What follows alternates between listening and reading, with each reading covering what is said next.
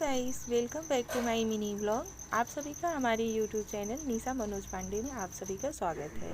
और हाँ, आज है दिवाली। आप सभी को दिवाली की हार्दिक शुभकामनाएं।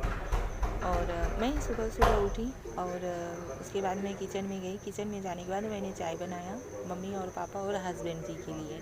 चाय वाय बना के मैं फटाफट से उनको चाय वाय दी, क्योंकि आज दीपावली के दिन साफ़ सफाई करना और कई प्रकार के खाना भी हमारे घर में बनते हैं। इसकी वजह से मैं फटाफट से काम में अपने लग गई और मैं आई साफ़ सफाई करने।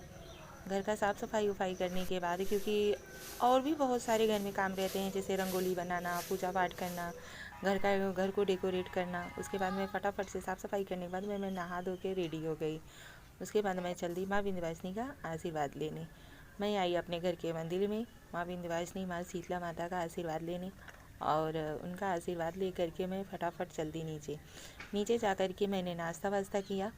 उसके बाद से फिर किचन में फिर से हमारी ड्यूटी किचन में लग गई, क्योंकि आज कई प्रकार की सब्ज़ी, पूड़ी, कचौड़ी, सेवइयाँ, ये सब बहुत सारे खाना बनाना था। इसकी वजह से मैं फटाफट से काम में अपने लग गई। और आप सभी को हमारा अगर वीडियो पसंद आए तो हमारे चैनल को सब्सक्राइब कर दीजिएगा। एंड मिलते हैं अगले